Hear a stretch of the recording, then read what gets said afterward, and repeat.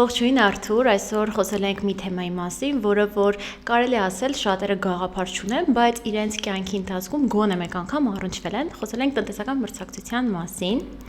Ողջույն Նարի ջան, շնորհակալ եմ հրավերի համար։ Իրականում շատ կարևոր թեմա է ու շատ քչերն են առնչվել այդ թեմային։ Գոնե մեկ անգամ որ ասում եք, իրականում այդքան էլ այդպես չի, շատերը չգիտեն, որ իրանք առնչվում են այդ թեմայի հետ։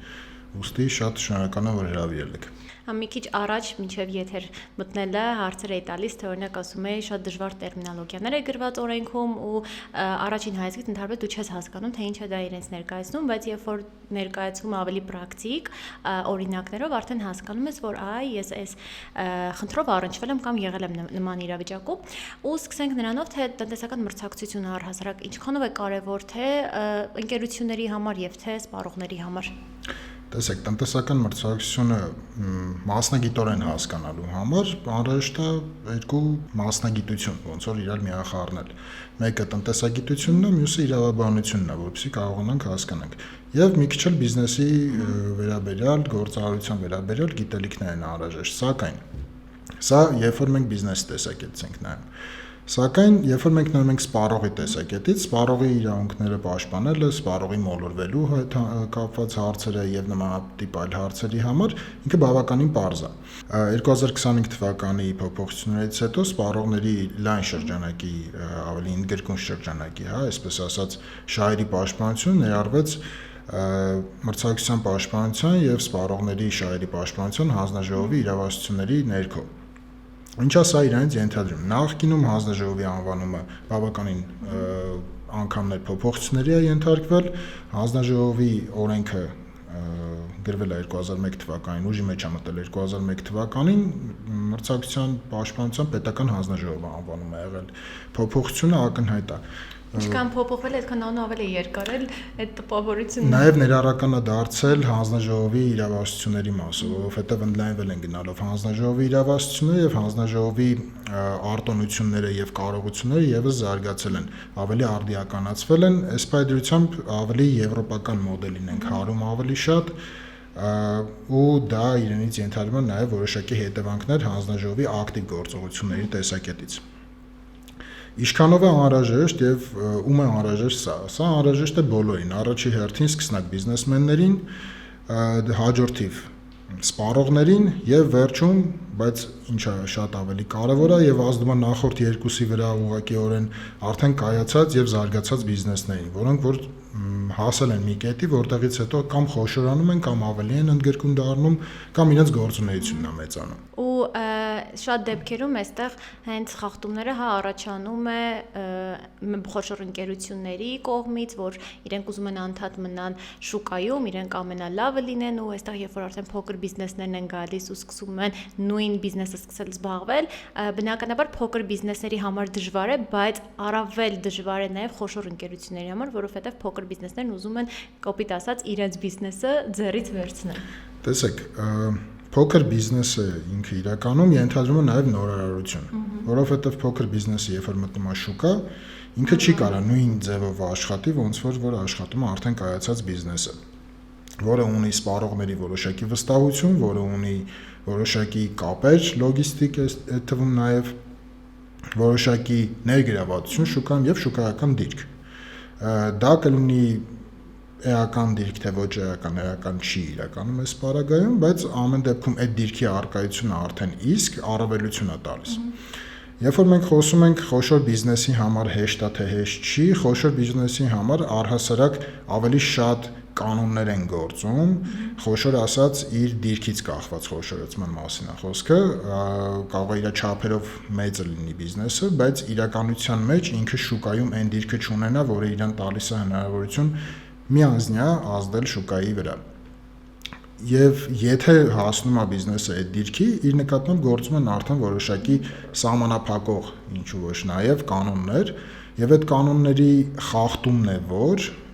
տվյալ բիզնեսի համար առաջացնում է տնտեսական մրցակցության ոլորտում հետևանքներ։ Նույն ինքը գերիշխող դիրք կամ մոնոպոլ դիրք, երբ որ մենք ասում ենք, օրինակ մեր մշակույթում, հայկական մշակույթում ընդունված է, որ մոնոպոլիաներ եւ այլն սա վատ է, այդ ամեն ինչը։ Իրականում հենց ինքնին մոնոպոլ կամ գերիշխող դիրքը ինքը վատ չի։ Բայց եթե այդ դիրքի չարաշահում է տեղի ունենում, արդեն բացասական հետևանքները լինում են թե սպառողների համար, թե շուկայում խաղացողների համար եւ թե այն բիզնեսների համար, որոնք որ փորձում են մտնել շուկա կամ մտել են շուկա, բայց իրենց գրպանի ունակությունը, այսպես ասած, այնքան չէ, որ ինքը կարողանա մրցակցի խոշոր բիզնեսի հետ։ Դրա համար խոշոր բիզնեսների համար կա որոշակի չգրված կանոն ինչ ոչ նաեւ, այսինքն եթե դու ունես գերիշխող դիրք, որը ենթադրում ենք, որ գերիշխող դիրքը դու ձեռք ես բերել արդար պայմաններով, այսինքն ինովացիաներ ես արել, քո լոգիստիկ կապերն ես այնպես կարգավորել, որ դու կարողանում ես ինքնարժեքը ավելի նվազեցնես, բոլորի համար հասանելի լինի։ Բոլորի համարը այդքան էլ էական չի, եթե ես որոշակի ժամանակ աշխատում եմ ինչ-որ բիզնեսի հետ եւ ունեմ վստահություն եւ կարողանում եմ իմ լոգիստիկ ներմուծումները օրինակ անում, կարողանում եմ լոգիստիկ կապերը այնպես դասավորեմ, որ ավելի էժան լոգիստիկան իմ վրա նստի, իմ ինքնարժեքը իջնում է։ Եթե ես ավելի մեծ քանակ եմ կարողանում ձեռք բերեմ արտադրողից, հետեւաբար հավանականությունը մեծ է, որ ես կարող եմ բանակցել ավելի լավ պայմաններով ձեռբերման եւ հետեւաբար վերջնարդյունքը իմ ավելի էժան է լինելու։ Եվ եթե իմ վերջնարդյունքը ավելի էժան է լինելու, ես արդեն որպես գերիշխող դիրք ունեցող, ես արդար մրցակցության պայմաններով կարող եմ մրցակցել փոքր բիզնեսի հետ, որի համար այս ամեն ինչը չկա։ Հա։ Որը ծավալներով փոքր է, գրպանի պարունակությունը ավելի քիչ է, նորարարություն կտրուկ չի կարող անել եւ արդյունքում ստացվում է մի իրավիճակ, երբ որ մի բիզնեսը ունի նորարարության երկարաժամկետ ավելի շատ հնարավորություն, որովհետեւ նախ նոր բիզնես սկսում են ավելի խոշոր բիզնեսի մտածելակերպից տարբերվող մտածելակերպով որոշ դեպքերում։ Ու շատ դեպքերում հաջողվում է կամ չի հաջողվում։ Այո, օրինակ շատ գիգանտների, միջազգային համաշխարհային գիգանտների որ նայենք, նույն Microsoft-ը, նույն Google-ը, նույն Apple-ը եւ մնացածը այսօր օրինակ արհեստական բանականության դարաշրջանում եւ դրանից առաջ, եթե իրենց պորտֆոլիոն նայեք, կտեսնեք, որ իրենք ձեռք են բերել փոքր բիզնեսներ, որոնք ունեցել են նորարարություն։ Նույն Meta-ն, որը ձեռք է բերել, WhatsApp-ը ձեռք է բերել, Instagram-ը եւ այլն, ինչու է սա արել։ Այսօրվա դրությամբ Meta-ն ձեռք է բերել արհեստական բանականությամբ աշխատող մի հատ ագենտի, որը ստեղծվել էր մի քանի տարի առաջ ընդհանրապես։ Իր արդյունավետությունը բարձրացնում է։ Ինքը ձեռք է բերել փոքր բիզնեսից արդար շուկայական պայմաններով ենթադրաբար ձեռք է բերել որոշակի գաղափար, թիմ, այդ թվում նաև know-how, որը ինքը չուներ եւ հնարավորություն չուներ զարգացնելու ինչ ոչ նաեւ կամ էլ ինձ ցանկություն չուներ, պատճառ չուներ, որովհետեւ ինքը կայացել է արդեն։ Հիմա մեծ բիզնեսների մրցակցությունը ապահովելու համար, փոքր բիզնեսների համար կամ փոքր բիզնեսների մրցունակությունը ապահովելու համար միջազգային հարթույթում եւ Հայաստանում եւս գոյություն ունի հատուկ մարմին, որը հանձնաժողովն է կարճ, երբ որ ասում ենք անվանումը, ասում ենք հանձնաժողով, որ ոչ մեկ չշփոթվի ինչի մասին է խոսքը։ Որտեղ բավականին երկար է ու շատ հաճախ մենք էլ ենք շփոթվում, երբ որ անվանումը ասում ենք, ոնց որ մի քիչ առաջ ես արեցի, ու ամեն օր դու այդ անվանումը չես օգտագործել։ Դու օգտագործում ես հանձնաժողով տերմինը եւ դրա համար իրան անվանենք հանձնաժողով։ Հանձնաժողովը կա, գոյություն ունի եւ գործում է բավականին ակտիվ։ Իր գործունեության ոլորտներից եւ մեխերից մեկը հենց մրցակցության ապահովումն է։ Երկրորդ սեգմենտը, որը ավելացել է պաշտոնապես սպառողների, հա, երկրորդ սեգմենտը, որը ավելացել է պաշտոնապես 25 թվականից, դա հենց սպառողների իրավունքների պաշտպանություն, սպառողների շահերի պաշտպանությունն է։ Սա ինչ է իրենից ենթադրում։ Ենթադրում է, որ հանձնաժողովը իր ռեսուրսը, կարողությունները եւ օրենքով տրված իր իրավասությունների բավականին լայն շրջանակը գործի է դնում պաշտպանելու սպառողի ոտնահարված շահերը, բայց երբ որ մենք ասում ենք սպառողի ոտնահարված շահեր, մենք չենք խոսում մեկ սպառողի մասին։ Այսինքն պետք է խախտումը լինի համակարգային կոնկրետ սպառողների խմբի կամ սպառողների առհասարակ նկատմամբ, որպեսզի սա ընկնի հանձնաժողովի իրավասությունների տիրույթ։ Այսինքն հետ են գալիս բիզնեսը պետք է համակարգային խախտումներ թույլ տված լինի, որպեսզի մենք համարենք, որ սա հանձնաժողովի տիրույթում քննվող գործ է։ Բայց հանձնաժողովը արել է մի քայլ առաջ եւ ի տարբերություն տարածաշրջանում այլ նմանատիպ հանձնաժողովների, ովքեր որ ներառում են եւս տնտեսական մրցակցությունից բացի սպառողների շահերի պաշտպանությունը, համագործակցում է իրավաբանների եւ իրավաբանական իրավապաշտպան ընկերությունների հետ, երբ որ ստանում է անհատական բողոքներ, օրինակ, հա, տիպիկ մի հատ բողոք։ Որ մեկը ասում է չեմ կարող։ Ապրանքի վերադարձ չեն կատարում, ինչ որ տնտեսավարող ապրանքի վերադարձ չի կատարում։ Ինչը օրենքի խախտում է։ Եթե պահպանվել են որոշակի պայմաններ, որոնք որ նախատեսված են սպառողների իրավունքների պաշտպանության մասին օրենքում։ Ժամկետ, պիտակ, օգտագործելու արգելք եւ այլն։ Սրանք եթե պահպանվել են, պետք է վերադարձը կատարվի։ Բացառությամբ են ցանկի ապրանքների, որոնք որ վերադարձման ենթակա չեն, սա կառավարության կողմից այլ որոշմամբ նախատեսված ցանկ է, հստակ ցանկ է եւ ավարտուն ցանկ է։ Ոլորտները ավարտում են ավելի ճիշտ։ Այս ոլորտի պաշտպանությունը, սպառողների իրավունքների պաշտպանությունը նախկինում բաց էր, այսպես ասած, այսինքն ցանկացած սպառողների շահերի պաշտպանություն իրականացնող անվանումով ինչ-որ ընկերություն կամ կազմակերպություն, որը օգտվում էր օրինակ դրամաշնորհներից կամ ինչ-որ ձև իր գործունեությունը իրականացնում էր, այսօր համագործակցելով հանձնաժողովի հետ ստացել է մի հատ մեծ ռեսուրս, որը իրանից ենթադրում է անհատ սպառողի բողոքի մասին տեղեկացվածություն հանձնաժողովի կողմից, որտեղ հանձնաժողովը իր ֆունկցիաների մեջ ունի հետևյալը. սպառողը մտնում է բողոքը գրում է որոշ կոնկրետ հանձնաժողովի էջով, սպառողի բողոք է կոչվում, եթե չեմ սխալվում։ Շատ մեծ նկարագրություն է անհրաժեշտ չի, կոնկրետ դեպքն է նկարագրում եւ կազմակերպությունը։ Դրանից հետո հանձնաժողովը տվյալ կազմակերպության ծանուցում է տվյալ բողոքի մասին։ Եթե իր իրավասությունների շրջանակում չի, ինքը վարույթ չի նախաձեռնում։ Եթե գտնում է, որ համակարգային խնդիր է, այսինքն բոլորին չեն տալիս, բոլորին կամ որոշակի խմբի սպառողների չի տրամադրվում այդ հնարավորություն կամ այլ ինչ-որ խախտումներ կան գովազդի հետ կապված, զեղչերի հետ կապված եւ այլն։ Սա արդեն հանձնում է, եթե իր տիրույթից դուրս է, հանձնում է կոնկրետ այսպես անվանենք նեղ մասնագիտացված մասնավոր կազմակերպությունների, որոնք որ քաղաքացիական իրավունքի շրջանակներում քաղաքացիների միջոցով մտնում են դատարան, եթե հաշտությամբ չի լուծվում վեճը եւ արդյունքում ստանում են իրենց կամ կոմպենսացիան կամ չեն ստանում կոմպենսացիան, եթե արդար չի իրենց պահանջը։ Շատ են լինում դեպքերը, երբ որ օրինակ սպառողն է չարաշահում է իր իրավունքը։ Անընդհատ կամ անհիմն, բայց սա ոնց որ կարա սպառողի համար վրդովված լինի սպառողը դիմի, հանձնաժողովը գտնի, որ այդտեղ խախտում չի եղել կամ ստանա պատասխան բիզնեսից, տնտեսավարողից ստանա պատասխան, որը հիմնավորում է ինչ պատճառներով, օրինակ սպառողին մերժում է տրվել տվյալ ապրանքի վերադարձի համար։ Եվ նման դեպքեր բազմիցս ունեցել ենք։ Այդ նման դեպքերի պարագայում հանձնաժողովին նույն ձևով ոնց որ հանձնաժողովը ծանուցում է, նույն ձևով հանձնաժողովին տեղեկացնում ենք, հանձնաժողովը բավականին համագործակցող մոտեցում է դրսևորում եւ հանձնաժողովի հետ կոմունիկացիան բավականին հեշտ է իրականում։ Տեղեկացնում ենք, հանձնաժողովը քննում է, եթե տեսնում է, որ հիմնավոր չի պատասխանը, հանձնաժողովը կարող է ուղարկի մասնավորին։ Եթե տեսնում է, որ հիմնավոր է, վարույթը կարճում է ուղղակի, վարույթ չի նախաձեռնում ավելի ճիշտ։ Այս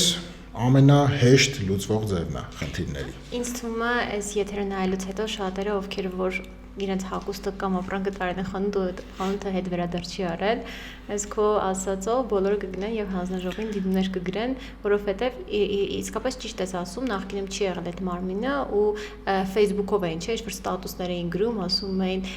այս խանութը իմ ապրանքը վերադարձ չի արել, ինչ կարող ենք անել եւ այլն, ու դա միշտ մնում էր անպատասխան, որովհետեւ այդ ժամանակ ինչ-որ կարծեմ հասարակական կազմակերպություն կար, հա, որը որ զբաղվում էր ինչ-որ ձև, բայց այնքան ուժ չուներ, որ ունենար իր, չգիտեմ, որոշում կայացներ ու որոշմամբ խանութի կանոնները կամ պայմանները անմիջապես փոխվեր։ Դե տեսեք, այդ հասարակական կազմակերպությունը երեք մասնավոր կառույցներ են։ Ինքը իր կառուցվածքից ելնելով ներազդելու ուղիղ հնարավորություն չունի։ Միակ հնարավորությունը քաղաքացիական իրավունքի շրջանակներում հայց ներկայացնելն է, որը ընդունենք, որ բավականին երկար process է։ Շատերը չեն անում, որովհետև երկար է, ծախսատար է։ Պետական տուր կա։ Եվ այլն։ Այդ ամեն ինչից ելնելով, այսինքն այնտեղ չգիտեմ, իրավաբանի կամ մասնագետի վարձատրություն եւ այլն եւ այլն։ Այս պարագայում հանձնաժողովը օրինակ չեմ գովազդում ես հանձնաժողովին,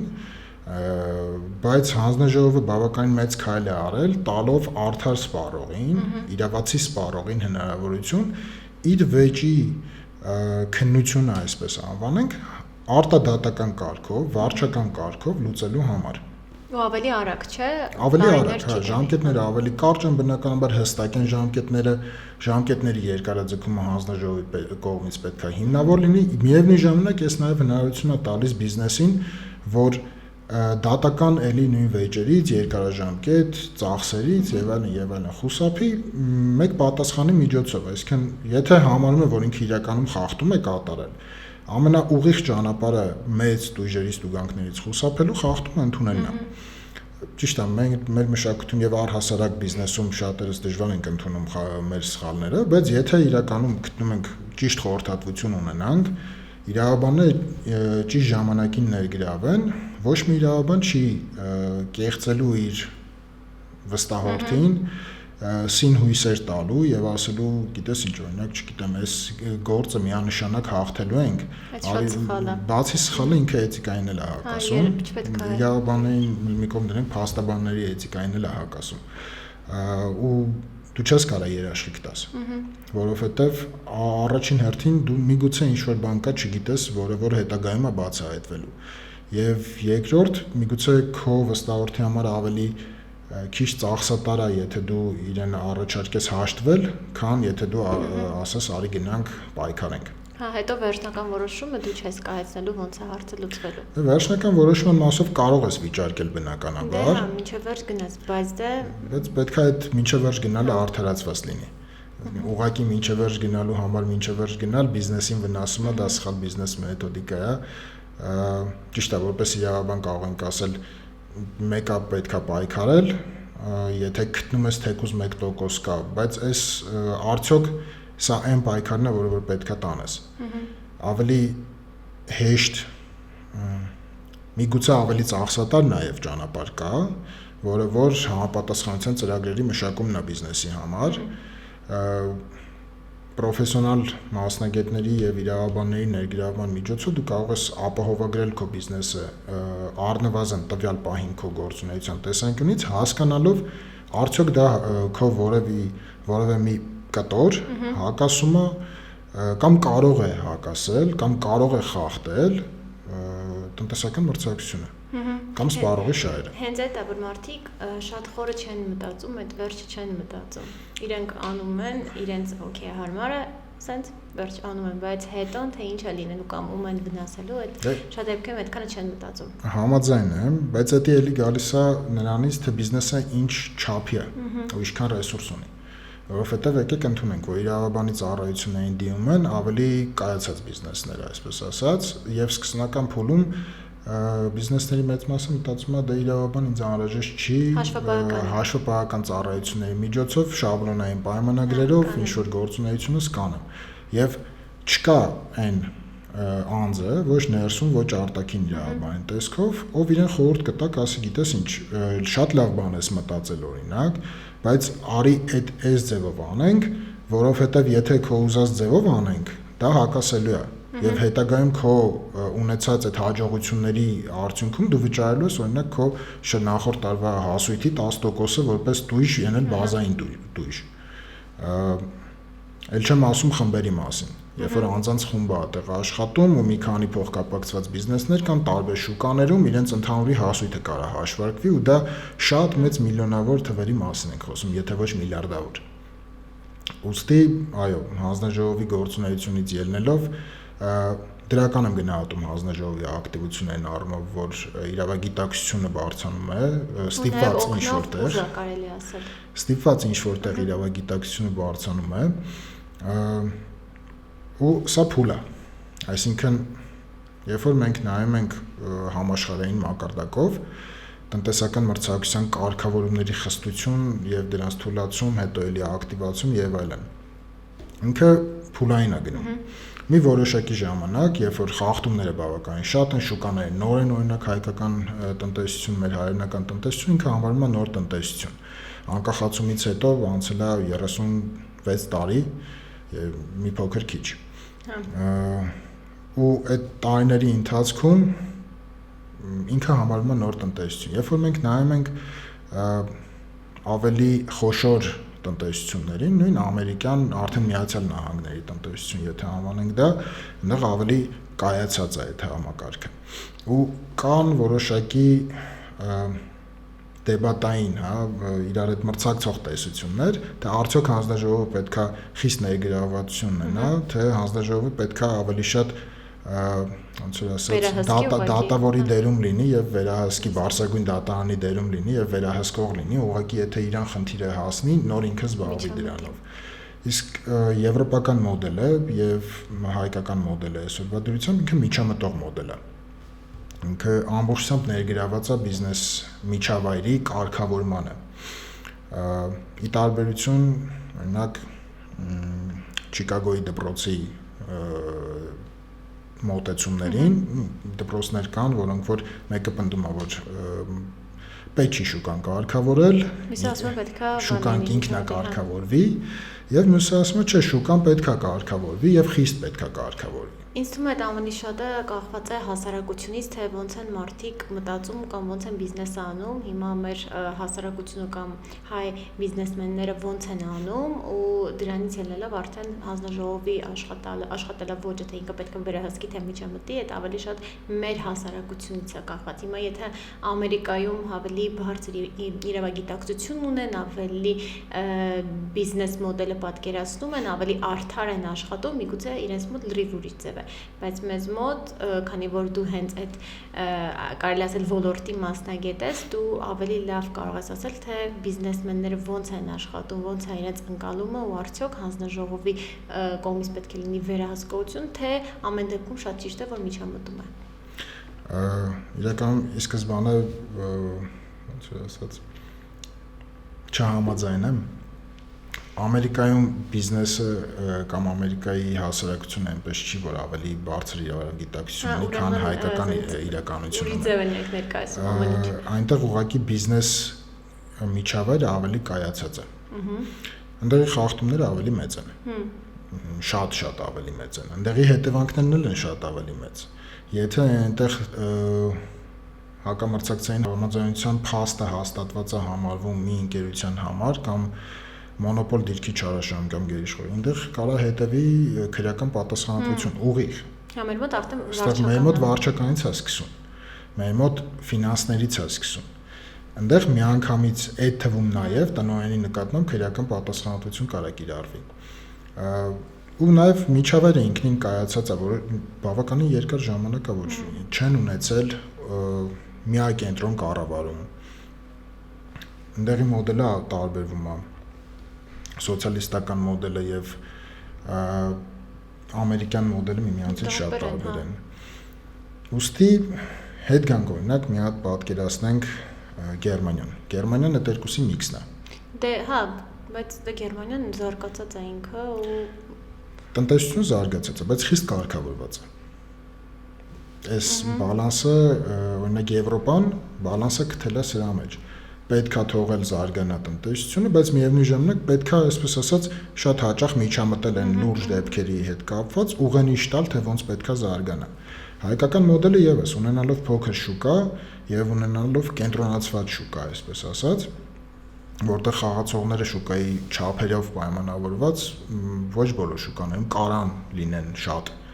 Իրականում շատ շուկաներ կան, որտեղ ձեռնտու չի նույնիսկ 2 կամ 3 կամ 4 կամ 10 ընկերության ներգրավումը, որտեղ իր ներդրումը չի հետ բերելու։ Մեր շուկաները շատ փոքր են, հայկական շուկան փոքր է։ Հայկական շուկայի փոքրությունը բերում է նաև հետաքրքրվածության պակասի։ Եվ ինչու է ասում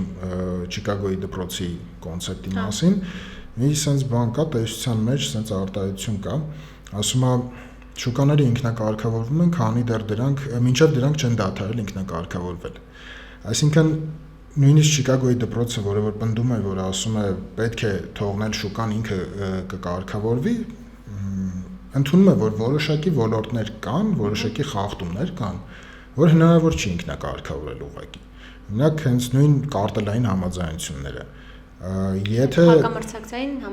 հակամրցակցային համաձայնություններից մեկն է կարտելային համաձայնությունները, հենց իրենք հակամրցակցային համաձայնություններն են։ Մոնոպոլ դիրքի չարաշահումները, ինչ-որ մեկի բացառումը շուկայից։ Եթե սպառողին չի վերաբերվում կոնկրետ, ոնց որ ասած, սպառողի ազդեցությունը դրա վրա շատ չի։ Եթե գնում է սպառողին անուղղակի է վերաբերում, սպառողի ազդեցությունը դրա վրա շատ չի, բայց կարտելային հավելավճարը վճարում է սպառողը։ Կարտելային համաձայնությունների բացասական կողմներից մեկն է։ Ես բայց կուզենայի մի հատ խոսենք այդ հակամրցակցային համաձայնությունից, թե ինչ է դա իրենց ներկայացնում, որովհետև ինքը շատ sense բարդ տերմինոլոգիա ունեցող է, արտահայտություն է, բայց հիմա որ դուք ավելի բարդ ներկայացնեք, հաստատ բոլորը կասեն, այդ էր ոնց ես եմ արտահայտվել։ Եկեք մի հատ հետքալ անենք եւ հասկանանք ինչա մրցակցությունը առհասարակ։ Չէ՞ մրցակցությունը, երբ որ ասում ենք մրցակցություն, կամ ինչի ենք ի սկզբանե ասել տնտեսական մրցակցություն, չէ՞, որովհետեւ մրցակցություն կա շատ տարբեր ոլորտներում։ Սպորտում մրցակցություն կա, բիզնեսում մրցակցություն կա մրցակցություն դատավարությունում կա մրցակցություն, ընտանիքում քույր եւ եղբոր միջև ինչ որ ուշադրության համար օրինակ կամ երկու եղբոր կա տղայական մրցակցություն, կա կանացի մրցակցություն, ինչ ենք մենք տարանջատում եւ ինչ է այդ մրցակցությունը առհասարակ, բայց պետք է կարգավորենք այդ մրցակցությունը առհասարակ։ Գնան մրցեն էլի։ Հա, այս շատ ճիշտ բառ օգտագործեցիք։ Մրցակցությունը, տնտեսական մրցակցության պաշտպանությունը ինքը ուղղված է նրան, որ պաշտպանի հենց մրցակցությունը ինքնին։ Օրինակ եվրոպական տենց кейս կար, որը եվրոպական Միության դատարանը հենց ասել էր ինչ նպատակ ունի հանձնաժողովը Եվրոպական միության, հենց մրցակցությունը ինքնին պաշտպանելու նպատակն է։ Ու այդ ինքը բավականին հետաքրքիր արձագանքներ ունեցավ այդ кейսը, ինչու որովհետև առաջին անգամն էր, որ ասած մի հատ վերացական բառ օգտագործվեց մրցակցությունը ինքնին։ Իսկ ինչ է այդ մրցակցությունը։ Մրցակցությունը երկու ընկերությունների միմյանցից անկախ մրցակցելու ունակությունն է եւ երբ որ մեկի որոշումը մյուսի վրա կարա ուղակի չազդի եւ մյուսից կախված չի այսինքն ինչա սա ենթադրում միևնույն շուկայում օրինակ ջուր են արտադրում երկու ընկերություն ջուր են արտադրում Հայաստանի Հանրապետությունում եւ իրանք արտադրությամբ են զբաղվում մատակարարում վաճառք եւ այլն չունեն արտադրության գին կա իրենց ապրանքները միատեսակ են Իրենք միևնույն շուկայում են։ Եթե սրա գինը բարձրանա այնքան, որ սպառողին ձեռնտու չլինի այս ապրանքը առնել, ինքը ձեռքա բերելու դա։ Այսինքն փոխադարձ փոխարինելի են այս ապրանքները։ Ու այդ սպառողի լոյալության շեմը, հա, ինքը բավականին կարող լինի առանցքական կախված թե քո շուկան ինչքան մեծ է եւ ինչքան ընդգրկուն է։ Հիմա այս մրցույթը միատեսակ ապրանքների որպես կանոն գնային է։ Եվ արդյունքում նաև պետքա ինովացիաներ անել, նորարարություններ անել, ավելի էժանացնել սրա արտադրության արժեքը, մաքրման արժեքը եւ այլն, ինչ որ միջոցներ գտնել այդ անելու, որովհետեւ քո ինքնարժեքը դու կարողանաս իջացնես ու մրցակցես քո մրցակցի հետ, այսինքն ավելի էֆեկտիվ պետքա լինես, ավելի հնարամիտ պետքա լինես։ Մրցակցությունը հենց ուղղված է նրան, որպես վերջնական շահառու անհատ սպառողը, որպեսզի ստանա ավելի լավ որակի ապրանք, ավելի ցածր գնով կամ արդար գնով առնվազն, ցածր դնենք մի կողմ։ Եվ արդյունավետության բարձրացում է իրենց ենթադրում մրցակցությունը, արտադրական արդյունավետություն, ոնց որ ասացի, ենթադրում է ռեսուրսները ավելի ճիշտ օգտագործելու, դինամիկ արդյունավետությունը նաև իրենց ենթադրում է, որ ներդրումներ է արվում այնտեղ, որպեսզի նորարարություն զարգանա, ավելի լավ, այսինքն լավի մասին մրցակցության մասն է, ոչ թե գնային կամ զեղչային։ Մեր ընկերներից մեկը, որը որ սպառողների շահերի պաշտպանությամբ է զբաղվում, ասաց, ես չեմ ուզում Հայաստանում բիզնեսները մրցակցեն զեղչի տոկոսի չափով։ Որտեւ դա այն միակ բանն է, որ կարող են իսկ հայերի համար ու մեր հասարակության համար էժան լինի, կարևորը էժանի հետևից են գնում էժան եւ որակով։ Մեր հասարակությունը անխելք չի։ Մեր հասարակությունը սիրում է էժան եւ որակով։ Էժան եւ որակով ստանում ես, երբ որ բիզնեսը արդյունավետ է աշխատում։ Երբ որ բիզնեսը ունի այդ ձգտումը ունենալու էժան եւ որակով ապրանք, որտեղ հասկանում է, որ եթե նա այդպես չանի, ուղղակի շուկայում չի կարողանալու մրցակցել։ Եթե ես չեմ մրցակցում, եթե ես համաձայնում եմ ձեր հետ, երկուսը ջուր ենք արտադրում, հիշում ենք, չէ՞։ Եթե ես համաձայնում եմ ձեր հետ, ասում եմ, արի գինը իրար հետ դնենք ոչ թե 100 դրամ, այլ 150 դրամ։ Քո մոտ էլ արտադրության արժեքը եւ մաքուր ջրի ստանալու արժեքը, օրինակ 80 դրամ, դու դրել ես 100 դրամ, իմ մոտ էլ է 80 դրամ, ես դրել եմ 100 դրամ։ Արի բարձրացնենք 150 ու պահենք։ Արդյոք մինչև որ տեսան արդյոք սպառողը մինչև այն պահը, երբ որ մրցակից կլինի։ Կամ մինչև այն պահը, երբ որ մեզ կբռնեն, այսպես ասած, մեծ ձեռքից կբռնեն, կասեն չի կարելի։ Կամ մեկը կխախտի պայմանավորվածություն։ Կամ մեկը կխախտի պայմանավորվածություն, այո, այդտեղ թեորիակա ձերբակալվածների դիլեմա է կոչվում, երբ որ մեկին հարցաքննության ժամանակ իրարից խաչաձև հարցաքննություն որ անում են ու իրարից առանձին որ հարցաքննություն անում են, մեկին ասում են Դենյուսը ասել է որ դու սենց ես արել, իրականում կարող է այդ ինֆորմացիան չլինի։ Բայց իրեն ասում են, որ մենք գիտենք, որ այն կողքի բանը եկել ասել է, որ դու ես արել, դե ինքը ստանալու է առավելություններ, որոշակի ավելի քիչ դու հետևանք պատիժ։ Հետևաբար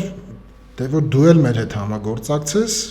քո մոտ էլ ավելի լավ կլինի։ Իրականում կարող է այդ ինֆորմացիան չլինի, բայց բացահայտվի այս մյուսը ասի։ Ու արդյունքում ստացվի սա համագործակցես, նա ոչ մի բան չէր ասում ու արդյունքում նա ավելի շատ կարող է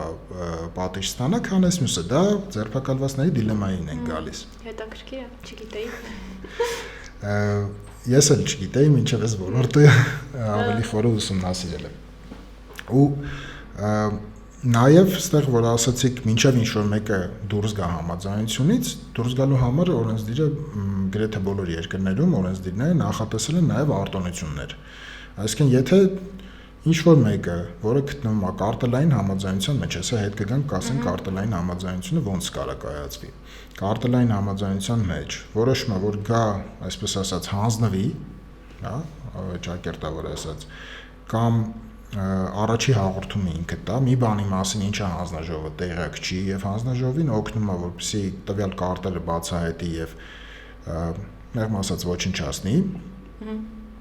կոպիտ ասած ինֆորմացիա տալիս հա գործ հա անունը ոնց ուզում ենք դնենք իրականում թեկուզ անունը կոպիտ է հնչում գործ տալ չի ոնց որ քո շահերն ես ավելի շատ պաշտպանում ես պարագայում դա իրավական դաշտից դուրս թե ոնց է աշխատում, դու կարող ես կարտելում լինես, քեզ այդքանը ձեռ չտա։ Դու կարաս այդ անես նաև նրա համար, որպեսզի քո մրցակիցները ուղղակի շուկայից դուրս գան։ Այն մարդիկ ում հետ դու կարտելի մեջ ես եղել, այդ ռիսկը միշտ կա։ Իրականում ոնց որ շախմատ խաղաս ու պետք է հասկանաս քայլանես, որ հանկարծ վերջում չպարտվես, որներիդ կուլ չտա։ Առաջինը դու պետք է հարվածես, որ քեզ չհարվածեն, այս մոդելը միշտ գործում է ու այդ մոդելը օգտագործում է։ Դրա համար օրենսդիրն էլ իմանալով մարդկային հոգեբանությունը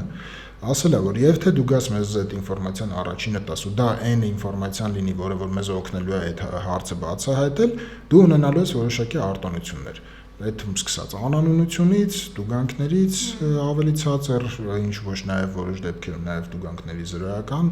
դեպքեր կան աշխարհում ու ընկերությունները ինչ որ պահից տասնյակ տարիներ կարտելային համաձայնություններ են եղել, որոնք որ խարխրվել են մի որոշման պատճառով։ Ինչի, որովհետև տվյալ ընկերությունը չի ուզեցել մնա այդ համաձայնության մեջ։ Հա, շատ ռիսկային է, պետք է շատ վստահես դու դիմացի ընկերությանից, գիտի շատ բարդ է։ Քանի որ դուք մրցակից եք, եթե ունեք կարտելային համաձայնություն, կարտելային համաձայնությունները լինում են վտանգավոր,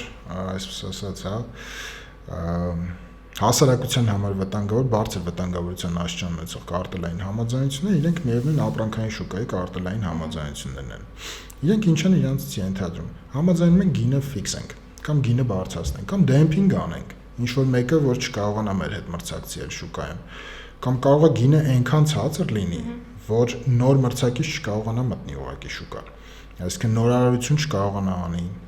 իր ծախսը մտնելուց ուղղակի ծախսը այնքան ավելին է, քան դրա վերջնարդյունքի վաճառքը այս կարտելային համաձայնության շրջանակներում։ Իսկ Հայաստանում շատ են նմանատիպ կարտելներ։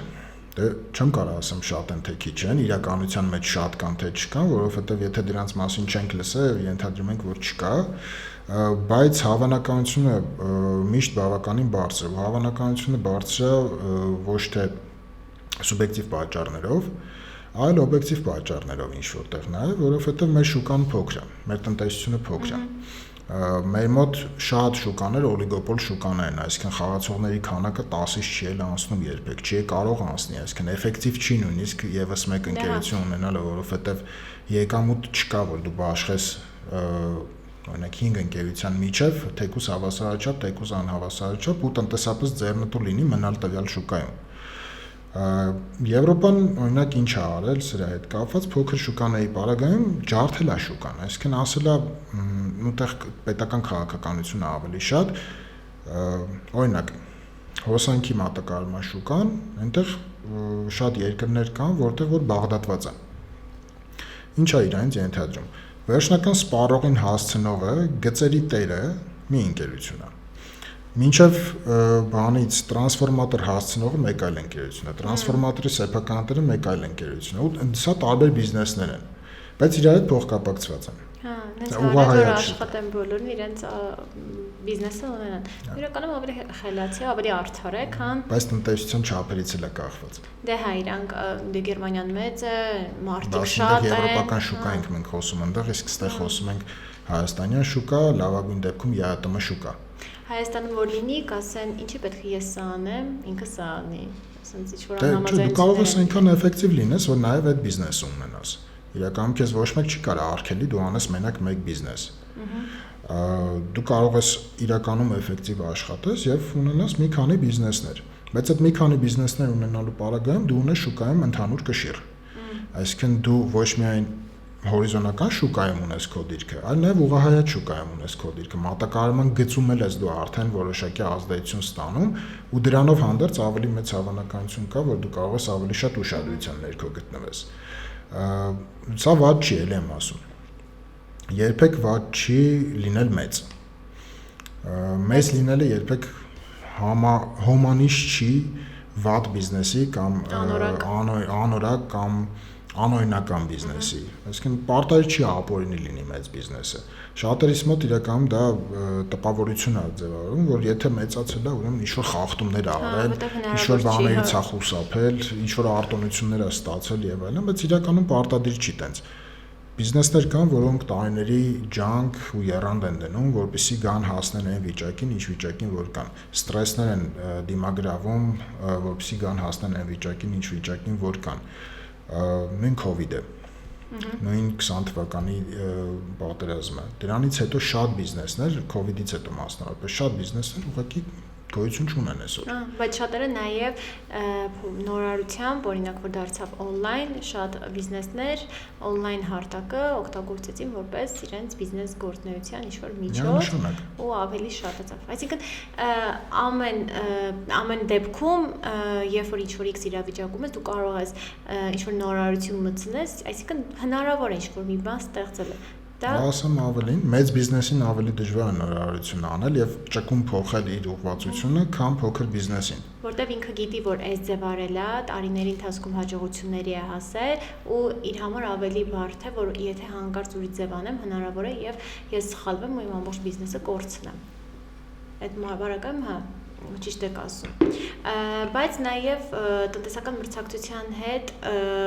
առնչվում է, շատ է լինում հենց անբարեխիղճ մրցակցությունը, որը վերաբերում ապրանքային նշաններին եւ այլն, Հայաստանում դա ավելի զարգացած է ու շատ կան դեպքեր, օրինակ, չգիտեմ, կեղծ ապրանքներ վաճառելը, բրենդային, մասնավորապես բրենդային հագուստները, շոկոլադները, չգիտեմ, կոսմետիկ ինչ-որ միջոցները, օրինակ այդ մասով ինչ խնդիրների ես բախվել քո պրակտիկ գործունեության մեջ։ Պրակտիկ գործունեության մեջ խնդիրների չեմ բախվել, կոնկրետ սենց խնդիրների, հա, որովհետև որպես կանոն մեր վստահորդները եկել հասել են այն գիտակցության, որ երբ որ ինչ-որ բան ուզում են անեն, իրենք նախ դիմում են ոնց որ իրավաբանի խորհրդատվությանը, դրանից հետո նոր որոշում են անեն թե չանեն այդ տվյալ արարքը, սակայն շատ հաճախ հանդիպում ենք դեպքեր, մեր վստահորդների այդ թվում նաև ապրանքային նշանները, այդ թվում նաև ապրանքները, կեղծ ապրանքների տեսքով եւ այլն, այդ թվում արտադրատեսակը, որը իրականում չի համապատասխանում, օրինակ մի բիզնես գովազդում է, որ ինքը տվյալ արտադրատեսակով ինչ-որ բան է անում, իրականության մեջ այդ արտադրատեսակով ոչինչ չի անում։ Բավականին հաճախ է նման դեպքեր լինում, ինչու, որովհետև երբ որ դու աշխատում ես արդեն որոշակի վստահություն ունեցող անունների հետ, Այդ անունը մարդիկ սովորաբար սիրում են օգտագործել, անգլերենում կա free ride, ոնց որ ասած, բարի համբավը օգտագործելով իրանց անունը լավացնեն, հա, ոնց որ ասած, ավելի ճանաչելի դարձնեն, սպառողների շրջանակ ունենան եւ այլն, դրանից հետո միգուցե եւ օրինական սկսեն անել։ Բայց ամբարախիղճ մրցակցության դեպքերը որպես այդպեսին ժամանակին հենց սպառողների մոլորեցումը եւ այլն սա ամբարախիղճի մեջ էր։ Այսինքն այդ տվյալ հոդված կար, որը ամբարախիղճի հոդվածների ներքո կարգավորում էր սպառողի մոլորեցում, շփոթություն եւ այլն հարաբերությունները։ Հետո առանձնացվեց, առանձին գլուխ հատկացվեց սպառողներին։ Հետ գալով կոնկրետ այս դեպքին ամբարախիղճի տեսակներ կանոնել ապրանքների միջև շփոթություն առաջացնելը, նույն ոնց որ ասած, ես օրինակ վաճառում եմ X ապրանք ակնոց, բրենդային ակնոց, օրինական ճանապարհով ֆրանչայզինգի իրավունք ունեմ, սեփականատերն եմ եւ այլն։ Եվ ինչ որ մեկը էլի վաճառում է ակնոց եւ ասում է իր ակնոցը այնպես է բրենդավորում, որը որ շատ մոտիկ է իմ վաճառած ակնոցին, իմ բրենդին։ Ապրանքային նշանների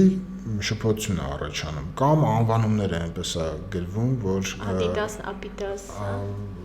Adidas, Adibas։ Ու սա շատ հատուկ է իրականում հենց նոր շուկաներին։ Սա բավականին ակտիվ ոլորտ է։ Անում են, որ ավելի արագ վաճառեն։ Ավելի արագ վաճառեն, շատ մարդիկ չեն էլ խորանում արդյոք դա բնօրինակ է թե չէ։ Շատերը ոնց որ ասացիք, մեր մշակութային առանձնահատկություններից մեկն է, ու ոչ միայն մեր, այլ նաև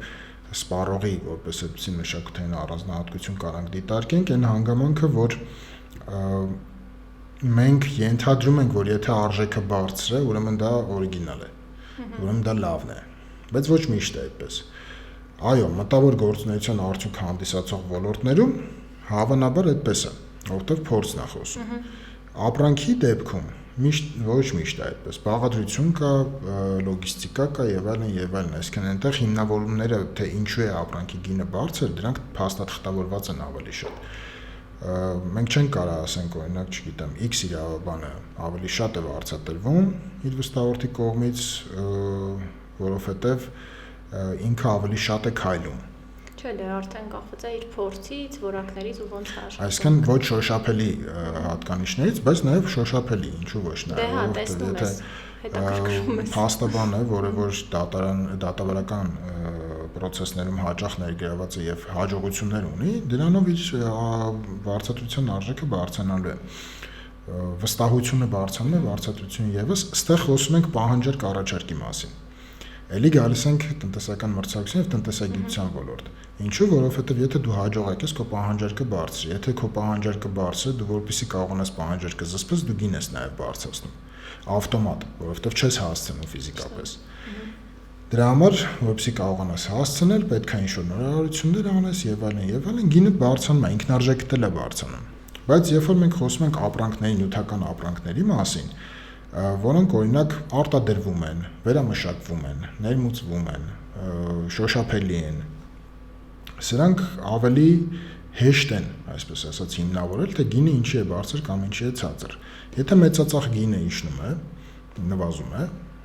որտեղից որ մենք ձեռք ենք բերում, տրամաբանական չէ, որ մեր մանրածախի գինը չպետք է նվազի։ Այսինքն այդ հարցը ժամանակին բարձրացվել էր բենզինի շուկայի հետ կապված, երբ որ համաշխարհային շուկաներում բենզինի բառելի գինը իջել էր, իսկ հայկական շուկայում չէր իջնում, ժամանակին հանձնաժողովը ուսումնասիրություն էր արել եւ պարզել էր ու իրականության մեջ նաեւ դա այդպես է, մենակ բառելի գինը չի, որ ցուցանիշ է հանդիսանում։ Հայաստան քանի որ ներմուծող երկիր է, ներմուծումների արժեքը, լոգիստիկա, տրանսպորտ եւ այլն բավականին թանկ են։ Դե հա, որտեղ ներառված է։ Որտեղ ներառված է։ Ու արդյունքում հիմնական հումքի արժեքը կարող է նվազի, բայց հարակից հանգամանքներ կա, տնտեսական ցուցիչներ կան, այսպես ասած, հա, որոնց արժեքը բարձրանում է։ Այսօրվա դրությամբ ոչ մեկի համար գաղտնի չի, որոշ ճանապարհների ու կոմունիկացիաների որոշակի սահմանափակումներ կամ խաթարումներ բացասական ազդեցություն ունեն գների վրա։ Նա ամբողջ աշխարհում ինֆլյացիա կա։ Ու սա եւս հանգամանք է։ Արդյոք ամբողջ աշխարհում կամ մատակարարման երկրի կամ հիմնական հումքի արտադրության երկրում դրանից հաջորդող երկրներում ընդհանուր գինը ինչ ա եղել։ Այս բավականին բարդ վերլուծության ենթարկվող process-ներ են ու հանձնաժողովը չնայած ունի բավականին սահմանափակ մարդկային ռեսուրս, ինքը մտնում է դրա մեջ ու շատ դեպքերում շատ լուրջ ուսումնասիրություններ է անում։ Մեր հանձնաժողովը իրականում ինչքան էլ ասենք նոր փոփոխություններ են եղել, դրանից հետո է սկսել ավելի ակտիվ գործել, շատ պրոֆեսիոնալ է աշխատում բավականին շատ դեպքերում եւ դրա համար պետք է ուղղակի ոնց որ ասած ընդունենք դա, որ հանձնաժողովը պրոֆեսիոնալ մոտեցում է ցույց տալի շատ հարցերում։ Միևնույն ժամանակ միշտ չի որ համաձայն ենք ամեն որոշման հետ։ Դա որ ասում եմ ինչքան իրավաբան, այնքան կարծիք կարա լինի, բայց ստեղ մոտեցման հարց է։ Նոր շուկաներում զարգացող տնտեսություններում սկզբնական շրջանում միջամտությունը հանձնաժողովների միջամտությունը որպես կանոն ավելի բարձր է լինում։ Երբ որ կայանում է հանձնաժողովը, այդ կայանալու process-ում ինքը իր մասին հայտարարում է, այսպես ասած, ակտիվ գործողություններով։ Կարգի է հրավիրում, որոշակի քննարկումներ է իրականացնում ու իրականացնում է մեր հանձնաժողովը բավականին շատ քննարկումներ, վերլուծություններ եւ այլն։ Տնտեսավարողներին է հրավիրում իր մոտ, ներկայացնում է գալիք փոփոխությունները, սա բավականին պրոակտիվ գործողություններ են։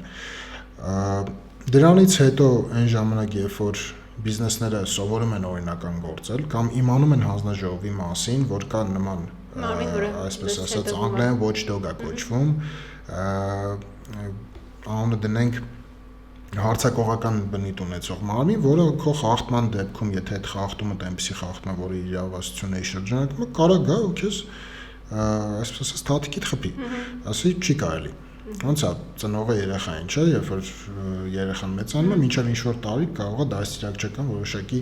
նախատինք տա եւ այլն։ Այս հանձնաժողովի ֆունկցիաներից մեկն էլ է դա, երբ որ տեսնում է, որ սխալ է արվում, այդ ժամանակ ինքը սկզբնական փուլում ասում է ոնց է ճիշտ է, դրանից հետո ասում է չի կարելի սենց անել, որովհետև խախտում է արել։ Բիզնեսները սովորեցին օրինական աշխատել։ Օրինական աշխատելու փուլում հանձնաժողովի իրավասությունների շրջանակից ավելի շատ ուսումնասիրությունների ֆունկցիան է առաջ գալիս, որ ինքը այդքան էլ չի միջամտում, այսինքն անհատական кейսերը այդքան չեն լինում, անհատական գործեր այդքան չեն լինում։ Լինում են ավելի ընդհանուր շուկայական գործեր, որոնք որ օրինակ ուսումնասիրում են, չգիտեմ, ձվի շուկա։ Ընդհանուր ուսումնասիրում են բիզնեսները, ընդհանուր շուկայի կարգավիճակ են ուսումնասիրում, ստրուկտուրային ուսումնասիրում, մատակարարման ցանցերն են ուսումնասիրում, ուսումնասիրում են այդտեղ ով ինչ դիրք ունի, ով ինչ կշիռ ունի շուկայում։ Հա, այդ դրա ընթացքում կարա բացահայտվի որոշակի խախտումներ, ex officio, որը կքննվի արդեն, ի պաշտոնե հանձնաժողովը կքննի արդեն, բայց ոնց որ այն անհատական բողոքներն են այդ դեպքում որոշակիորեն նվազում, ծանրաբեռնվածությունն էլ հետը։ Դրանից հետո կարա գա հանձնաժողովը ուսումնասիրություններ արեց, այսինքն անհատական գործերով բոլորին սովորացած, որ կա հանձնաժողով սկզբնական փուլում, հետո հաջորդիվ փուլում ուսումնասիրություններ արեց, խախտողներին գտավ, խախտողներին դուգանեց, վստահեցվեց, որ խախտում չկա, դրանից հետո որոշակի ժամանակ հանձնաժողովի գործունեությունը բոլորի աշկերում բավականին пассив է թվալու։ Հա, բայց ինքը ուղիղ ասած տակից աշխատում է։ Ինքը ավելի շատ սենց ավելի բարձր մակարդակից է աշխատում, զուտ դիտարկում է, որ շուկայում ամեն ինչ նորմալ լինի, կտրուկ փոփոխությունները իր համար ուշադիր են լինում, ուշադրության արժանի են լինում եւ ստացվում է մի իրավիճակ, որ բոլորը գիտեն, որ հանձնաժողովը կա, հա, մեծ եղբայրն է։ Մեծ եղբայրը կա, որը որ եթե մենք մեզ լավ չպահենք, մեզ կնախատի։ Ու այս փուլում ոնց որ էլի բիզնեսները սկսում են արխային գնել հայերեն ասած, մի քիչ կոպիտ է հնչում, բայց վստահ են լինում, որ կարող են ինչ-որ բան անել։ Ու այս ամբողջ աշխարհում մենակ Հայաստանի մասին չի երբեք։ Այս փուլից հետո էլի գալիս է հանձնաժողովի ակտիվ միջամտությունը, որը էլի բարձրացնում է տուգանքների քանակ, չափ եւ այլն եւ այլն եւ այլն։ Դրանից հետո էլի հետ են գալիս այն մյուս փուլին, երբ որ ավելի հանդարտ է, քիչ միջամտություններ, շատ ուսումնասիրություններ, հետո քիչ միջամտություններ, ուսումնասիրություններ չկա այդքան, ու էլի այս ցիկլը անդադ պատկվում է։ Ինքը հանձնաժողովի գործունեության բունեությունը կարանք դիտարկենք ցիկլերով։ Իսկ այս անբարեխիղճի մասով, հետ գալով մեր անբարեխիղճին, հա, ոնց որ թեմայից թեմա է Դե բացվել։ բայց առաջվում է։ Ինքը բավականին ծավալուն թեմա է իրականում ու հետ գալով ամբարախղճին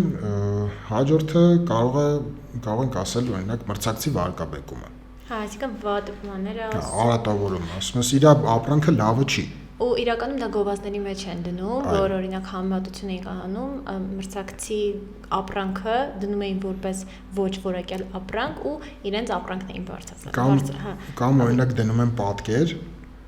որից ակնհայտ է երևում ինչ ապրանք է իրականում։ Փակած է, բայց երևում է։ Ես այդ օրինակներից ամենաշատը սիրում եմ Coca-Cola-ի ու Pepsi-ի գովազդը, որ մրցում են միմյանց դեմ, կարծեմ, հա, Pepsi-ն ուզում էր ցույց տալ, որ Coca-Cola-ն ավելի վատն է, քան ինքը, երեխան գնում էր, որ կոպեկը գցեր, ուզում էր Pepsi-ն վերցնել, բայց Pepsi-ն վերցնելու համար ինքը Coca-Cola-ի շշերն էր վերցնում ու դնում էր իր ոտքերի տակը, որ բարձրանա ու Pepsi-ն կարողանա օգտվել, բայց այդտեղ Coca-Cola-ն էլ շատ հետաքրքիր մեկնաբանություն էր թողել, որ դու ավելի շատ Coca-Cola գնեցիր մի հատ Pepsi-ի հասնելու համար։ Հա, մարքեթինգային այդ պատերազմները, այսպես ասած, մեծ կազմակերպությունների միջև միշտ կան։ Ու դա նորմալ է, այսինքն իրենք նույնիսկ պատրաստ են տուգանվելու այդ խախտումների համար, որովհետև իրենց սպառողների շրջանակը շատանում է դրա արդյունքում։ Սենց ասեմ, բացի փող ունենալը, ստեղ արդյոք այն ծախսը, որը մենք անում ենք տուգանքը վճարելու համար, մեզ թեկուզ մեկ սպառող ավելացնելու է։ Դե օրինակ այս գովազդից հետո ես բնականաբար համոզված եմ, որ շատ են ավելի։ Երկուսի մոտ էլ սպառողները ավել են։ Այսինքն 15 թվականին հայկական մի հատ քեյս կար հենց այս երկու ընկերությունների վերաբերյալ, որը ցիտվում է եվրոպական համալսարաններում որպես զարգացող երկրների մրցակցության հանձնաժողովի լավագույն փորձ։ Չեմ մարան այդ քեյսի մեջ, ինքը գաղտնի քեյս չի, բայց 15 թվականը ես չեմ ներգրաված եղել այդ ժամանակ այս գործընթացներին, դրա համար իմ քեյսը չի, չեմ կարող маրանալ։ Ամեն դեպքում ինքը հաշտությամբ է լուծվել այդ հարցը, բայց հանձնաժողովի գործունեության ճիշտ մոտեցման հարց է եղել, ու սա ցիտվում է, սա մեկնաբանվում է, որ եվրոպական երկրներում, զարգացող եվրոպական երկրներում որպես լավագույն զարգացող երկրի հանձնաժողովի լավագույն փորձ։ Ու այս նմանատիպ հա Coca-Cola, Pepsi, չնայած Mercedes, BMW, Adidas, Nike, Puma, իրենց միջև այս հակամարտությունը, եթե սպառողին տալու է ավելի լավ որակի ապրանք, երկարաժամկետ, ավելի ցածր արժեքով, երկարաժամկետ էլի, ու ավելի շատ ընտրություն, ինքը լավ է։ Բայց երբեք մի վարկաբեկի, այսինքն, երբ որ մենք ասում ենք ցույց է տալիս, որ այն ավելի վատն է, մենք խոսում ենք վարկաբեկելու մասին։ Եվ հակառակը պետք է քո գովազդը լինի, որ դու ավելի լավն ես, ոչ թե նա է քեզնից վատը։ Այսինքն դու պետք է միտում ունենաս ցույց տալու, որ դու ավելի էֆեկտիվ ես, դու ավելի էժան ես, դու ավելի լավն ես, դու ավելի որակով ես։ Ոչ թե ասես ես այն եմ ինչ կամ, բայց նա վատն է։ Եկեք ինձանից առեք, որովհետև երկու վատի մեջ եկեք որոշում կայացնենք։ Վատի եւ ավելի վատի մեջ եկեք որոշում։ Այսինքն սպառողն պետք չի դնել իրավիճակի մեջ, որ ինքը պետք է ընտրի վատի եւ վատագույնի միջև։ Ինքը պետք է ընտրի լավի եւ լավագույնի միջև միշտ։ Ու ամբողջ գաղափարախոսությունը բիզնեսի համար, հա, ոնց չխախտի ինքը ամբարխիչ մրցակցության կանոնները, հենց այդ է։ Դու հասի նրան, որ դու լինես լավագույնը, որ դու գովազդես, որ դու լավագույնն ես, ու այդ պնդումը, հա, գերադրական աշճանները, որ դու անելու ես, դու ունենաս դրա հիմնավորումը։ Այնպես որ ճիշտ եք ասում։ Ու շուտով նաև հենց այդ համատական գովազդը, հա, որը որ կա, գովազդի մասին օրենքի փոփոխություններ են եղել, օրինակ գերադրական աշճաններով համատական գովազդի կիրառումը ինքը անհիմն գերադրական, եկեք սենց անվանենք, բավականին խիստ մոտեցումների է ենթարկվել միշտ հանձնաժողովի կողմից, եւ օրինակ լավագույն, միակ, առաջատար։ Ու նաև ոչ են ասում ամենալավագույն, որ հայերենում է այդտեղ ոնց որ ասած արդեն մի քիչ բացի բանից մրցակցությունից այնտեղ հայերենի աղճատում էլ է գնում, երկու գերադրական են կիրառում, ասենք որ մեր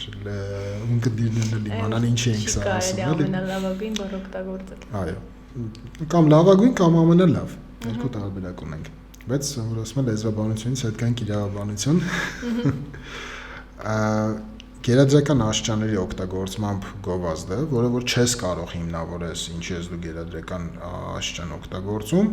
եւ պետքա կարողանաս հիմնավորես այն ամեն ինչը, ինչը դու ասում ես։ Եթե չես կարող հիմնավորել, ուրեմն դու անհիմն ես այդ անում։ Դու համատական գովազդ ես անում, որը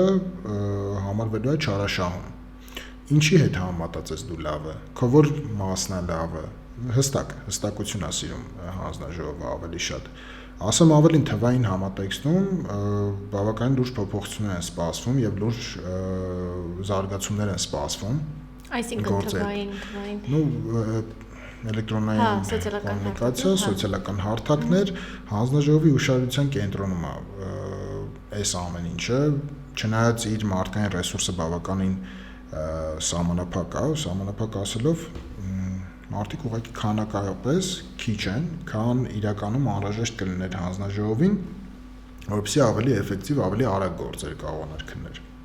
Բայց իրականում ավելի շատ սոցիալական հարթակներում է գովազդ տեղադրվում, քան, չգիտեմ, հեռուստացույցով։ Հենց դրա համար հենց այս համատեքստը գովազդի մասին օրենքով արդեն մտնում է։ Ու շատ սխալներ են թույլ տալիս, չեմ ուզում ինչ-որ բլոգերի անուն կցնեմ, որովհետև դա բնականաբար բլոգերների գովազդը լրիվ ուրիշ թեմա է։ Հա, բայց ամեն դեպքում իրենք էլ են, չէ,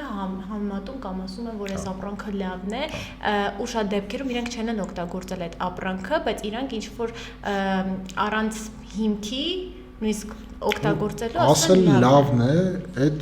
համեմատություն չի։ Ասել լավն է, քան այս մյուսը, այդ համեմատությունը։ Բայց շատ դեպքերում ասում են այդ համեմատություն տալիս են։ Այդտեղ բիզնեսներից յուրաքանչյուրը, որին ավելի անունը դնենք, հա, նսեմացնում են համեմատության մեջ, ինքը կարա հարց բարձրացնի ու հանձնաժողովի իրավասությունների շրջանակում դիտարկման արժանացնի հենց այս հանգամանքը, արդյոք իրավաչափ են օգտագործել այս համեմատությունը։ Ես ունեմ վստահորդ, որը որ խնդիր ունի մեծ, որ բլոգերները իր խանութ մտնում են եւ գովազդում են մի բան, մատակարարում են գովազդում այլ երկրից միևնույն ապրանքի։ Ասում են ընդեղից ավելի էժան է, սրանով պատվիրեք, հիմա այստեղ հարցը առաջանում, արդյոք ավելի էժան, փաստ է որ ավելի էժան է, ինչ-որ հանգամանքների բերումով Հայաստան ներմուծել ավելի թանկ առհասարակ, քան օրինակ արտադրության երկրում ձեռ բերելը։ Գովազդվում է հենց այդ միջանկյալ ընկերության ծառայությունները, բայց նսեմացվում է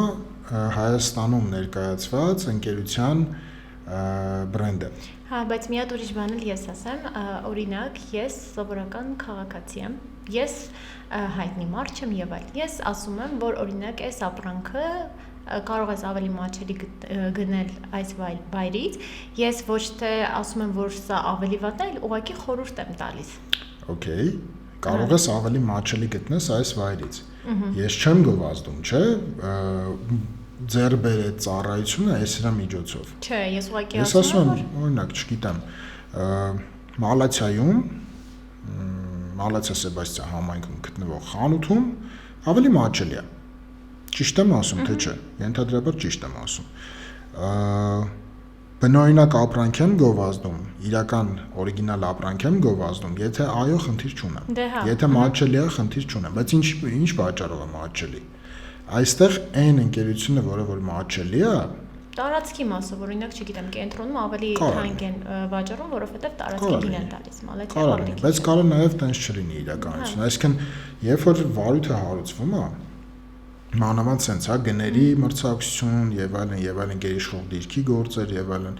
ուսումնասիրվում է ոչ միայն այն ընկերությունը, որին մեղսագրվում է արարքը, այլ ուսումնասիրվում է նաև այն ընկերությունը, որը որ հաղորդում է տվել։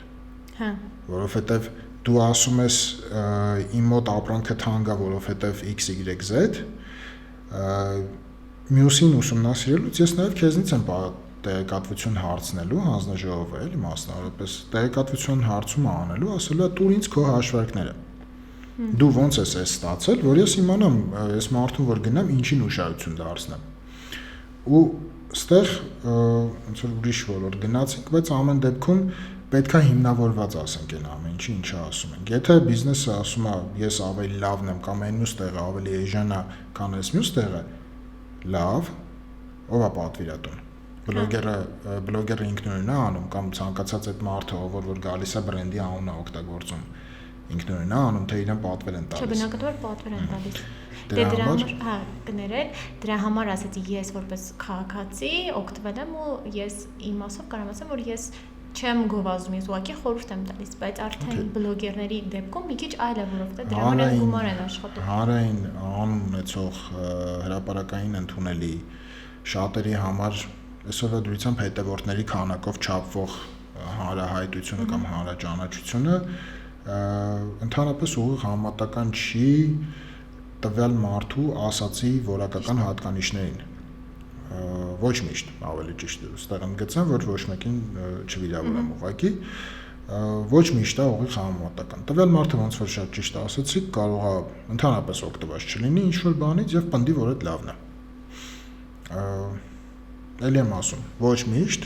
եւ սա անբարեխճություն է, հենց տվյալ անձի կողմից անբարեխճություն։ Ինչու՞, որովհետեւ ինքը հենց մոլորեցնում է սպառողին։ Հա։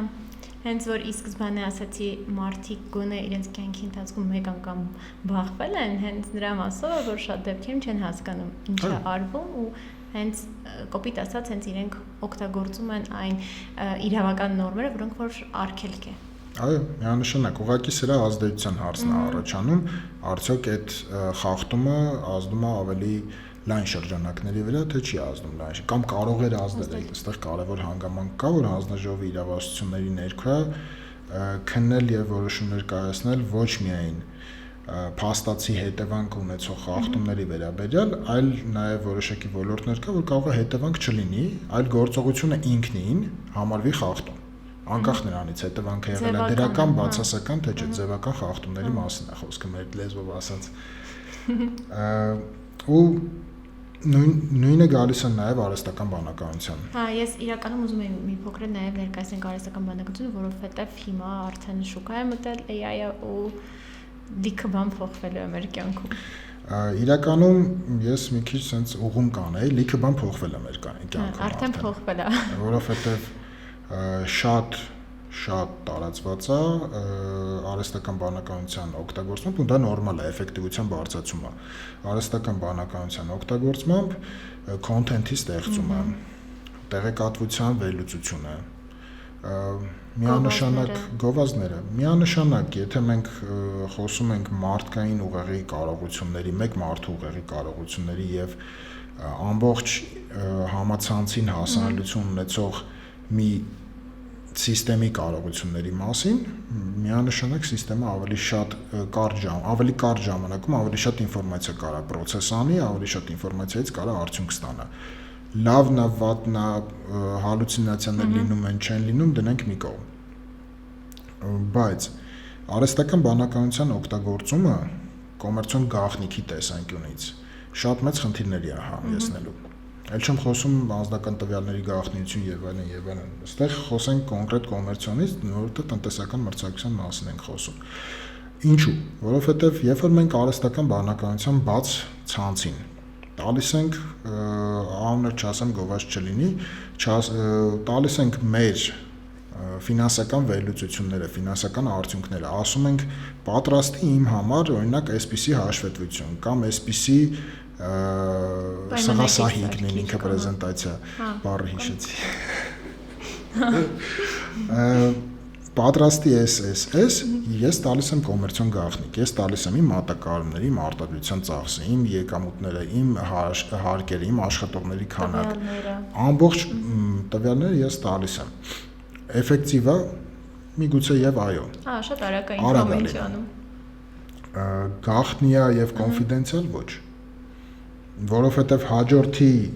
վերլուծությունը անելուց ինքը այս բազան ունենալու է իր մոտ։ Ինչքան էլ ուզում ես prompt գրի, ասա մոռացի այն ինչ ես քեզ ասել եմ, չի կարող մոռանալ, իր սերվերը պահելու է այդ։ Ճիշտ է։ Դրա համար փակ համակարգեր կամ պետքա լինեն, որոնք որ ներքին ցանցով են աշխատում, իրեն դու կրթում ես, զարգացնում ես եւ այլն կան։ Եվ խոշոր ընկերություններ այսօրվա դրությամբ նաև Հայաստանում խոշոր ընկերություններ օգտվում են նման եւ զարգանում են այդ ուղղությամբ ավելի ճիշտ, որ ապագայում օգտվեն հենց այդ փակ համակարգերից, որպեսզի իրենց տեղեկատվությունը չբաշխվի։ Ոստեղ գալիս ենք նաև այլ խախտումներին, այսինքն երբ որ մենք օգտագործում ենք կոմերցիոն գաղտնիքը, էլի անբարախիղճ մրցակցություն է ինքը այս դեպքում դիտարկվում եւ կոմերցիոն գաղտնիքի առևտրային կամ գաղտնիքի յուրացում, այսպես ասած, հա, հիմա այստեղ այն տեղեկատվությունը, որ ես տվել եմ, բացահայտ տվել եմ, կարա դա չէի կարա։ Աշխատողը խախտում արել է, կոմերցիոն գաղտնիքի բացահայտում արել է, ես թույլ եմ տվել թե չէ, դա ուրիշ հարց է։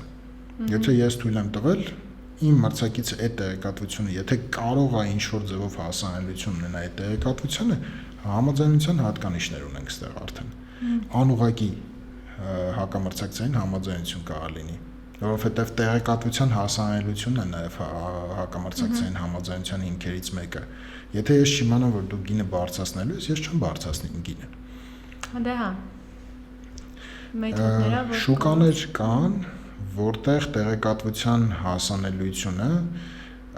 հասել է բացարձակ մակարդակի, հենց պետական մարմնի կողմից եւ եվրոպական երկրներում այս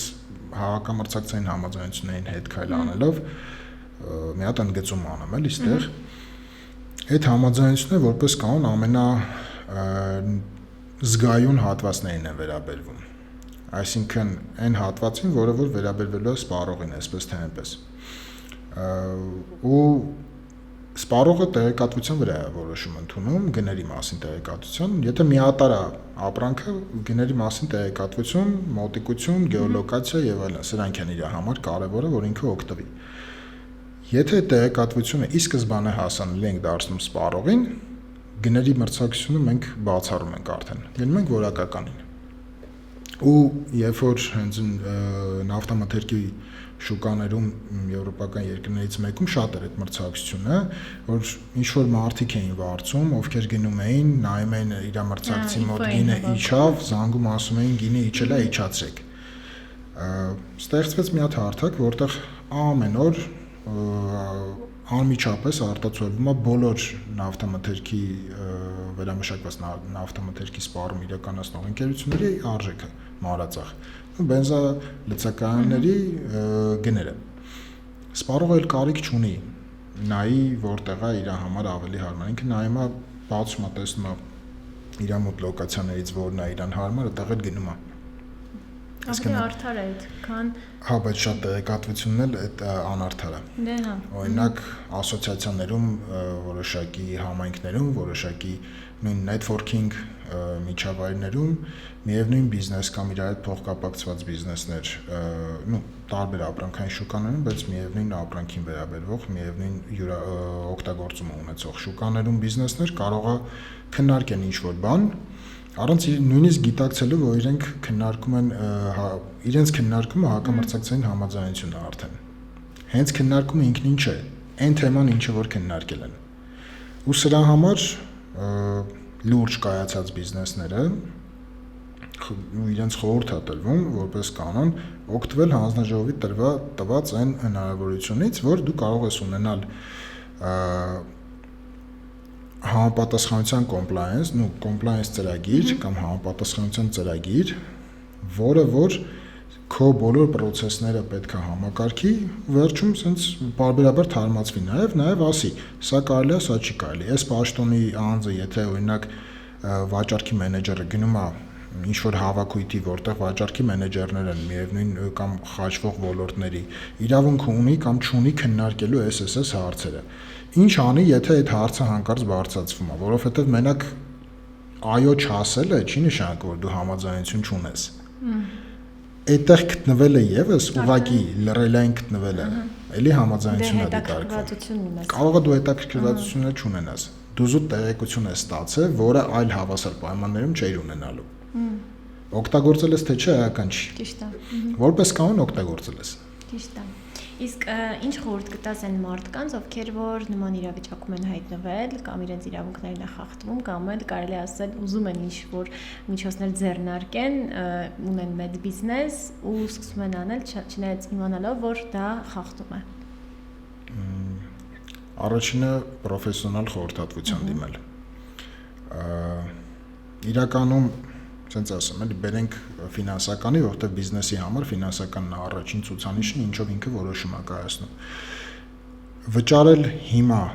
ապահովագրել որոշակիորեն ապագայի քո խախտումից, քո բիզնեսը շատ ավելի էժան է լինելու, քան խախտում անելուց հետո փորձել այդ խախտմանը հակադարձելը կամ խախտում չանել, թեկուզ եթե ենթադրում ենք, որ չենք անելու մենք խախտում, մեղսագրվել, արարք մեղսագրվի, որը որ ենթադրում է, որ դու խախտում ես արել։ Դրանից պաշտպանվելը շատ ավելի թանկ է լինելու, քան ի սկզբանե օրինական ճանապարհով գիտակցելով անելը։ Սա բարդ բան եմ ասում, սկսնակ փոքր բիզնեսների համար սա շատ խրթին է, բայց միևնույն ժամանակ փոքր բիզնեսը կարող օգտագործի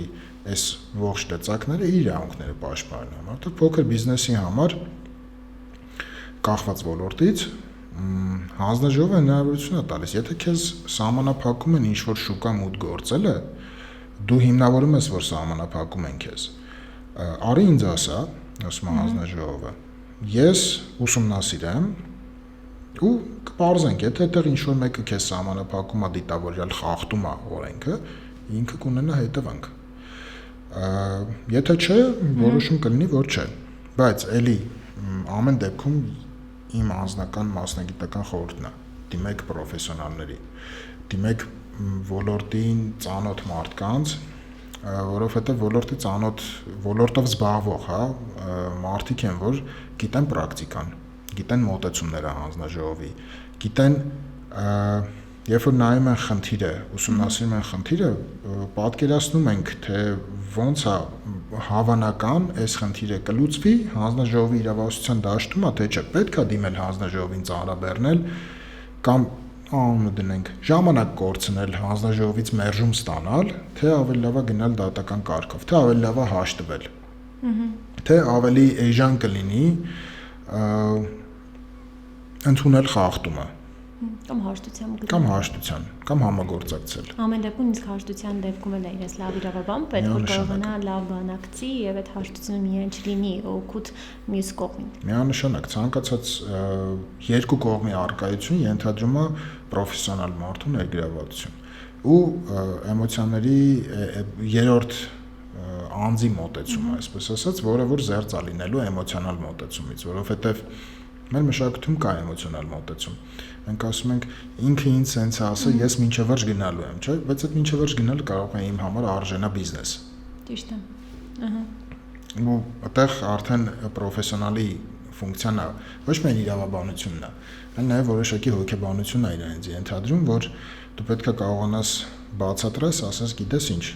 օքեյ, կարանք անենք 1 2 3 4 գնանք մինչև վերջ, բայց քեզ այդ իրականում պետքա թե չէ, էսա դրա հետևանքը լինելու։ Կարող է վերջում դու մի հատ մարտում հաղթես, բայց պատերազմը պարտվես։ Ճիշտ է։ Արտուր, շնորհակալություն քեզ այս արտաքինից բարդացող թեման, բայց առօրյայում կիրառվող ոլորտը ավելի այսպես հետաքրքիր մոտեցելի ներկայացնելու համար ես այնց հավեսով լսում եմ, որտեղ իսկապես ինձ հետաքրքրում է։ Շնորհակալ եմ քեզ։ Ես եմ շնորհակալ, իրականում այս թեման բավականին ծավալուն է ու թեմայի երևի մի 10%-ն ենք քննարկել։ Այնտեղ բավականին շատ հարցեր կան, չենք էլ քննարկել ու շնորհակալ եմ այս հարցը բարձրացնելու համար, որովհետև շատ ճիշտ է իր ասում սկզբում, որ մարդիկ պետք է իմանան թե իրավունքները, թե պարտականությունները, մարդիկ պետք է տեղեկացած լինեն, ինչպես չանել, որ չտուգանվեն, որովհետև այս հանձնաժողովի կողմից ու առհասարակ այս ոլորտի տուգանքները իրենք զուտ ֆիքսված թվեր չեն։ Ու բավականին մեծ են։ Ինչքան բիզնեսը հաջողակ է լինում, այնքան խախտման հետևանքը ավելի մեծ է լինելու։ Ճիշտ է։ Շնորհակալ եմ քեզ։ Ես եմ շնորհակալ։ Չմոռանաք հետևել Buzz TV YouTube-ի անալիքին ըստ օրենքի հետագա ոդքասթները դիտելու համար։